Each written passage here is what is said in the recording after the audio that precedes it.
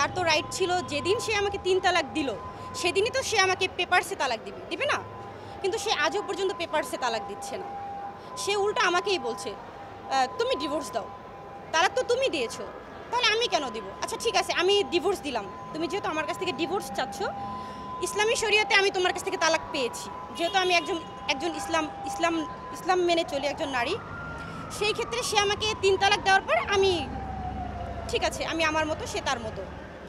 কিন্তু সে কিন্তু আমাকে কাগজ কলমে তালাক দেয়নি, ইভেন সে আমাকে কাবিননামাটাও দিচ্ছে না। আজও পর্যন্ত তার কাছ থেকে আমি কাবিননামা পাচ্ছি না। সে কাবিননামা আটকে রেখেছে। যেহেতু সে কাবিননামা আটকে রেখেছে, সেক্ষেত্রে আমি কিভাবে তাকে ডিভোর্স দিব? কাবিননামা তো আমার প্রয়োজন, আমার বিয়ের ডেট প্রয়োজন, কাবিননামা প্রয়োজন। সে আমাকে কাবিননামাও দিচ্ছে না, সে নিজেও ডিভোর্স দিচ্ছে না। সে এটা বলছে যে আমি এখন বিয়ে করতে পারবো, আমি আমার মতো চলতে পারবো, কিন্তু তুমি পারবে না, তুমি আটকে থাকবে।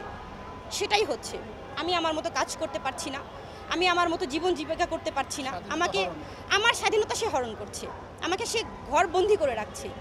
সে ঠিকভাবে না আমার ভরণ পোষণ দিচ্ছে, না ঠিকভাবে সে আমার খবর নিচ্ছে, আবার সে আমাকে ঘরবন্দিও করে রাখছে। সে তালাক দেওয়ার পর তার উচিত ছিল আমাকে ডিভোর্স করে দেওয়া কাগজ কলমে, কিন্তু সে সেটা করছে না। তো এর আগেও সে আমাকে নিয়ে অনেক হ্যারেস করেছে, অনেক সাইবার বুলিং করেছে। তার বিরুদ্ধে আমি অ্যাকশন নিতে চাচ্ছি, আইনগতভাবে ব্যবস্থা নিতে চাচ্ছি। এবং গতকালকে দেখেছেন সে আমাকে নিয়ে অনেক বাজে মন্তব্য করেছে, আমাকে অকথ্য ভাষায় গালি দিয়েছে। এখানে আদালত তাকে গ্রেপ্তারি পরোয়ানা দিয়েছে, এখানে কি আমার কোনো হাত রয়েছে? সে অন্যায় করেছে বিধায় তো তার বিরুদ্ধে আমি মামলা করেছি, তাই না?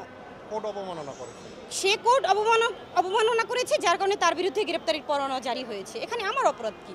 সে আমাকে নিয়ে কেন গালিগালাজ করলো?